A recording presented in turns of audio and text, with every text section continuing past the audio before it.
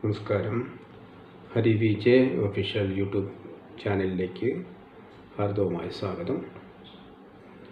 ഇന്നത്തെ ടോപ്പിക് നമ്മൾ ഹൃദയം എന്താണ് എന്നതിനെക്കുറിച്ചാണ്. കാരണം പുതിയ അറിവുകൾ നമ്മൾ ശേഖരിച്ച് നമ്മുടെ ചെറിയ അറിവുകളാണെങ്കിലും അത് വലിയ ഒരു അറിവായി മാറത്തക്ക രീതിയിലേക്ക് ആക്കി തീർക്കുവാൻ ശ്രമിക്കുകയാണ് ചെയ്യുക. അപ്പോൾ ഈ ഹൃദയം എന്താണ് ഹൃദയം? സാധാരണ നമ്മൾ കവി മനസ്സുകളിലൊക്കെ മനുഷ്യ മനസ്സുകൾ കവിഭാവനയിലൊക്കെ ഹൃദയ സ്നേഹത്തിൻ്റെ ഒരു പ്രതിരൂപമായിട്ടൊക്കെയാണ് നമ്മൾ ഹൃദയത്തെ കാണുന്നത്.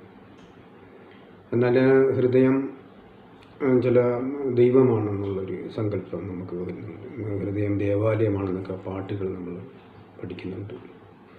അതുപോലെ തന്നെ നമ്മൾ ഹൃദയം നിനക്കിന് ശകലം പോലും ഹൃദയമില്ലേ എന്നൊക്കെ ചോദിക്കുമ്പോൾ സ്നേഹമില്ലേ എന്നുള്ള ഒരവസ്ഥ, അങ്ങനെയൊക്കെയുള്ള പല രീതിയിൽ അതിനെ നമ്മൾ വ്യാഖ്യാനിക്കുന്നുണ്ട്.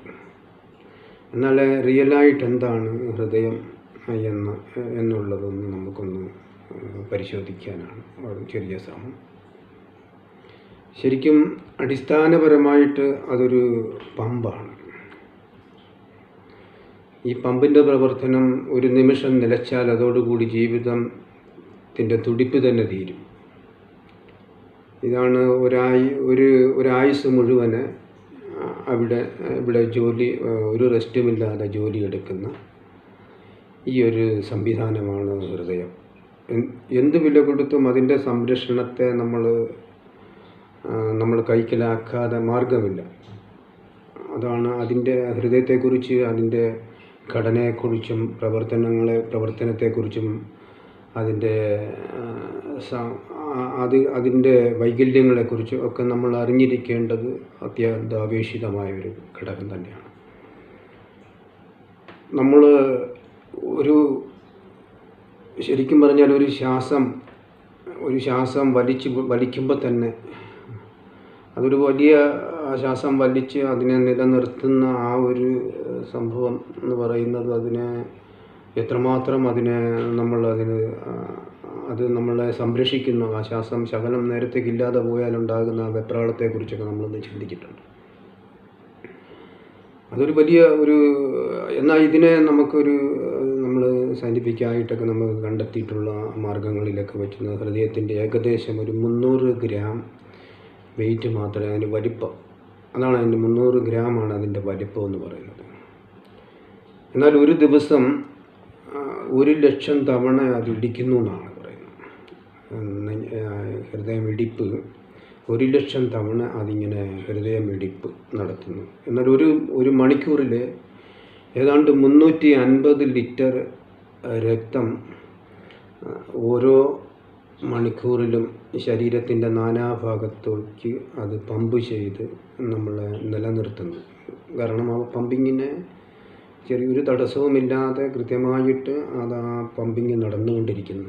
ഇത് 9,000 കിലോമീറ്ററോളം വ്യാപിച്ചു കിടക്കുന്ന ഈ രക്തക്കുഴൽ നമ്മുടെ ശരീരത്തിൻ്റെ ഉള്ളിലുള്ള ഒരു അവസ്ഥയാണ്. അതൊക്കെ നമ്മളെ തന്നെ നമ്മളൊന്ന് പഠിക്കേണ്ടതായിട്ട് ആവശ്യമാണ്. കാരണം ഈ 9,000 കിലോമീറ്റർ വ്യാപ്തിയിൽ ഈ രക്തക്കുഴലുകൾ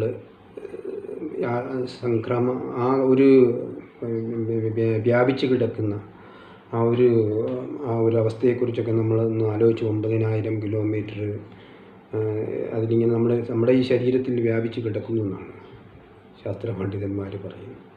ഒന്ന് ആലോചിച്ചിട്ട് നോക്കിയാൽ നമ്മളെക്കുറിച്ച് പഠിക്കുമ്പോഴാണ് നമുക്ക് ആ ഒരു വലിയ ഇതിലേക്ക് നമുക്ക് എത്താൻ പറ്റുക.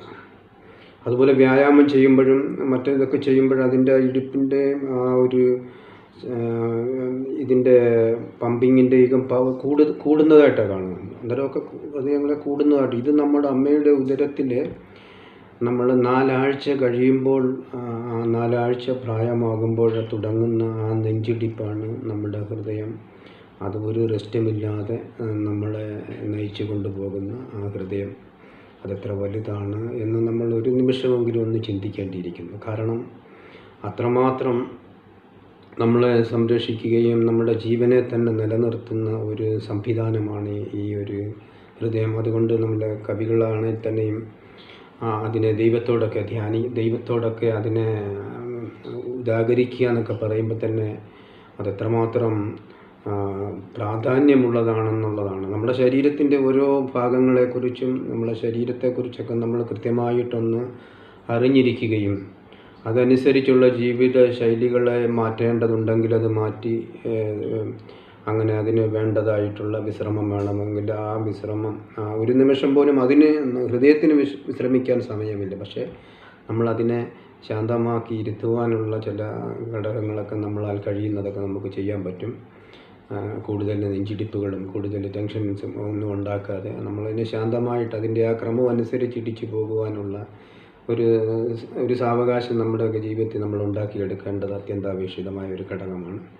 അതുകൊണ്ട് ഈ ഒരു വീഡിയോ കണ്ടിട്ടാണെങ്കിലും നമ്മൾ ആ ഓരോ ഡോക്ടർമാരുടെയും അതുപോലുള്ള ഓരോ ശാസ്ത്രജ്ഞന്മാരുടെയും ഓരോ അഭിപ്രായങ്ങളെ ആരാഞ്ഞുകൊണ്ട് നമ്മളാൽ കഴിയുന്ന രീതിയിൽ ചെറിയ ചെറിയ അറിവുകളാക്കി നമ്മളത് മറ്റുള്ളവരിലേക്ക് വ്യാപിപ്പിക്കുകയും അതിൽ നിന്ന് കിട്ടുന്ന ചില ചെറിയ ചെറിയ കാര്യങ്ങളാണെങ്കിലും നമ്മുടെ ജീവിതത്തിൽ വലിയ വലിയ ഒരു അറിവായ്മ, ഇങ്ങനെ കിട്ടുന്ന അറിവുകളാണല്ലോ നമ്മളിവിടെ വ്യാപരിച്ചുകൊണ്ടിരിക്കുന്നത്. അപ്പം ആർക്കും നമ്മളൊക്കെ ജനിക്കുമ്പോൾ തന്നെ നമ്മളൊന്നും അറിവുമായിട്ടല്ല വന്നു. പക്ഷേ ഇതുപോലെ കിട്ടുന്ന ചെറിയ ചെറിയ അറിവുകളെ അതിനെ വലുതാക്കി മനസ്സിലാക്കി കുറച്ചും കൂടെ വിപുലമായിട്ട് അതിനെ പഠിച്ച് മനസ്സിലാക്കി ആ നിലയിലേക്ക് എത്തിച്ച് നമ്മളതിനെ നമ്മുടേതാക്കി മാറ്റുമ്പോഴാണ് അത് നമ്മുടെ അറിവായി മാറുന്നത്. അതുകൊണ്ട് ഈ വീഡിയോ കണ്ട് എല്ലാവരും ഇഷ്ടപ്പെട്ടാൽ ലൈക്ക് ചെയ്യുക, ഷെയർ ചെയ്യുക, സബ്സ്ക്രൈബ് ചെയ്യുക. തുടർന്ന് അടുത്തൊരു സബ്ജക്റ്റുമായിട്ട് അടുത്ത വീഡിയോയിൽ എത്തുന്നതാണ്.